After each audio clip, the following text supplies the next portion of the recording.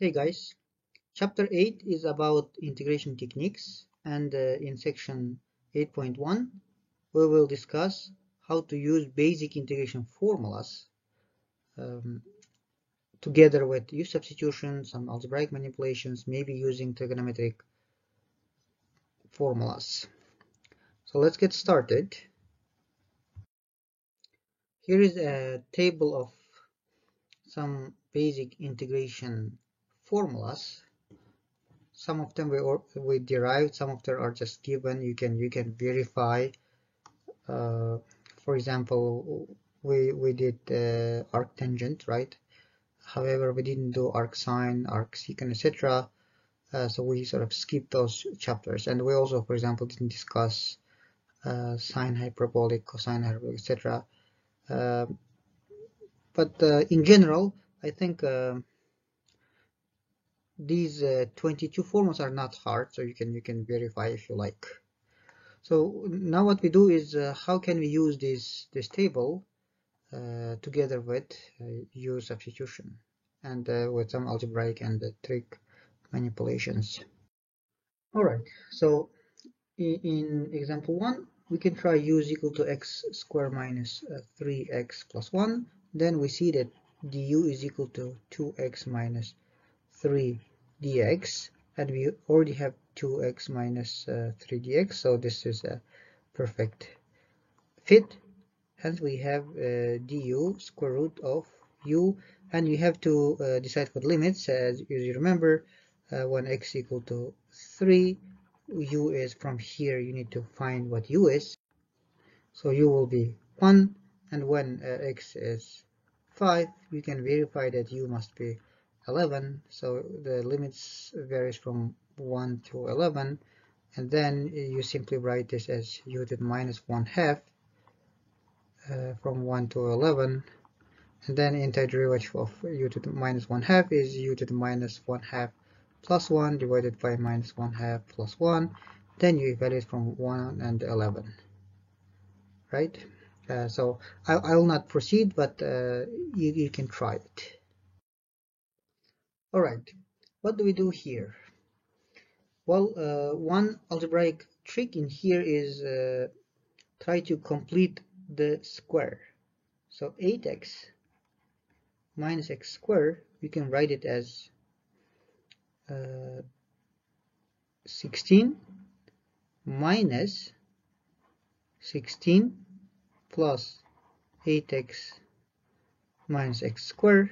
Then we see this is 16 minus 8x plus x squared, which is like 4 square minus, so this part becomes a complete square, right? So this is the sort of trick called completing the square. So this is a 4 minus x squared. Okay, so hence I can write the integral in the form 4 squared minus 4 minus x squared. So now I need to look at the table given above, and then see which one is sort of suits for this task. Well, what I have is the integral 1 over a square minus x square in square root dx is arcsine, so sine inverse of x over a plus a. So it looks like we are sort of somewhat close. So what I can do here is I can let my a to be 4, right? A is 4, but in place of 4 minus x, I can let u is equal to 4 minus x, or x minus 4. It doesn't matter. Let's write x minus 4. Then du is simply dx, right? So then this integral becomes du divided by 4 squared minus, 4 minus x squared is same as x minus 4 squared, right? So this is so 4 squared minus u squared, right? And then by this the arcsine formula, we have arcsine sine inverse of u divided by 4 plus c. And then recalling the u, which is x minus 4, we get x minus 4 divided by 4 plus c. Okay, now how do we integrate the given function? Well, we have the formula sine a plus b is equal to sine a cosine b plus sine b cosine of a, right? So if you use this formula here, it becomes sine of 2x plus x dx, which is sine of 3x dx. Now it's much simpler, but still we have to do a little more manipulation, which is, namely, you let u is equal to 3x, then du becomes 3 times dx, hence the dx is 1 over, right? So dx is 1 over 3 times du. So making the substitution, we get 1 over 3, you can take it out, then we get sine of u du. So it's 1 over 3. Well, what is the integral of the sine of u? Which is minus cosine of u plus constant, so we get minus 1 over 3 times cosine of u is now 3x plus constant. Alright, how do we take the integral of 1 over 1 minus sine x? Looks like a simple one, but not really. Maybe there could be other methods, but what we will do is we will multiply this by 1 plus sine x and divide by 1 plus sine x. So it's not immediately apparent why we are doing it, but then when you compute it, it becomes somewhat apparent. So what happens is you have 1 plus sine x at the top. At the bottom we have the difference of squares, so it becomes 1 minus sine square x dx. Now at least the denominator will become simpler, because 1 minus sine square is cosine square, right? So that could be one reason why we sort of tried this trick.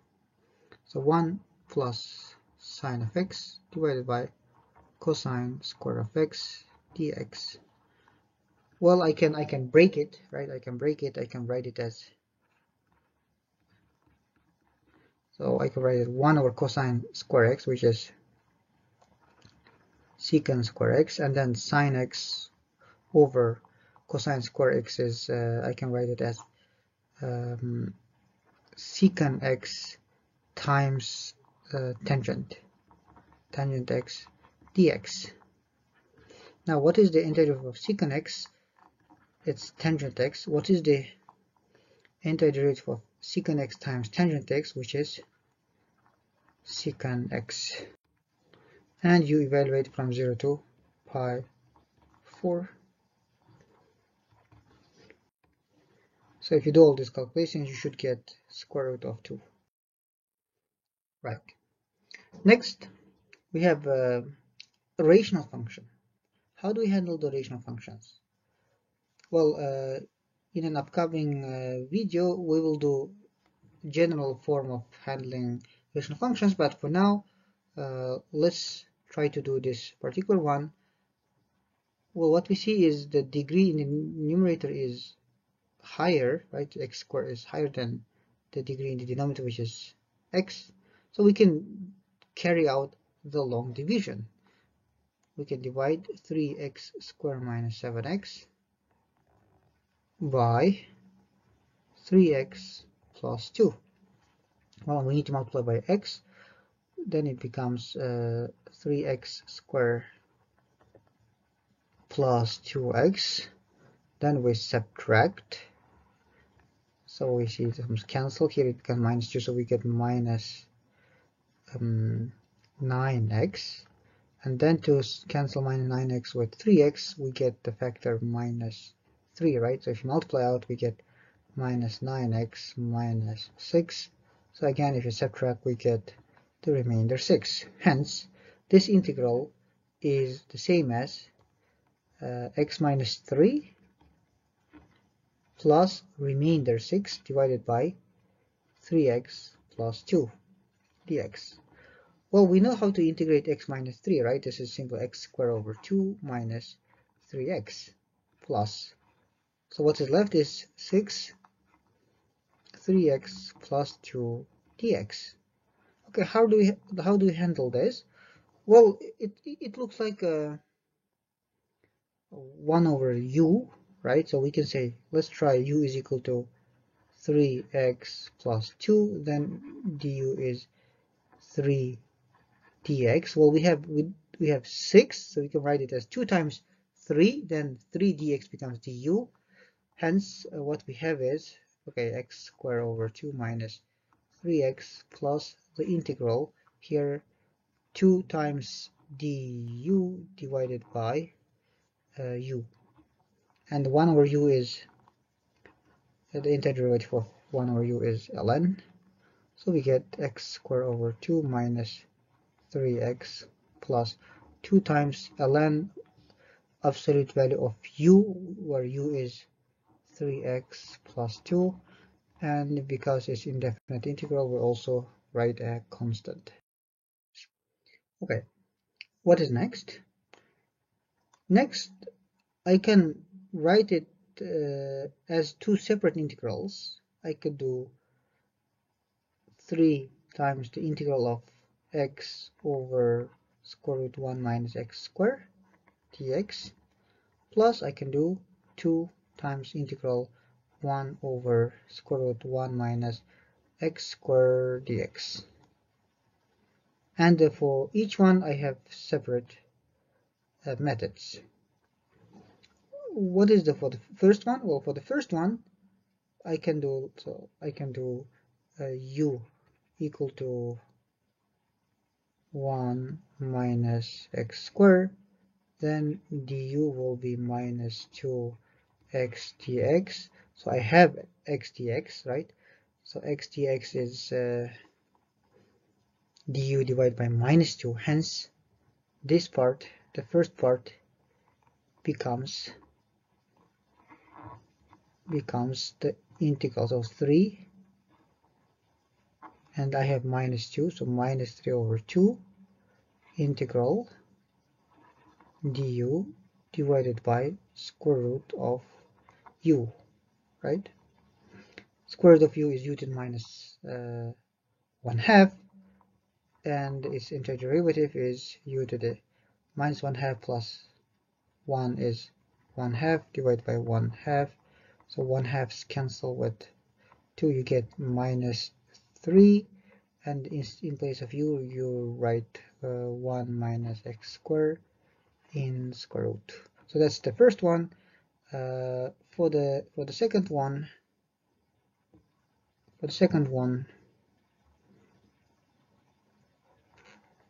we know that this is simply arcsine, so it's sine inverse 1. I mean x over 1, right? So summarizing, what we have is minus 3 radical 1 minus x squared coming from the first. From the second, I have 2 times sine inverse x, and I have constant. Alright, for example 7, you can try various substitutions, but what we will do is we let u is equal to 1 plus square root of x. And then du becomes, well, derivative of 1 is 0, derivative of x to the 1/2 is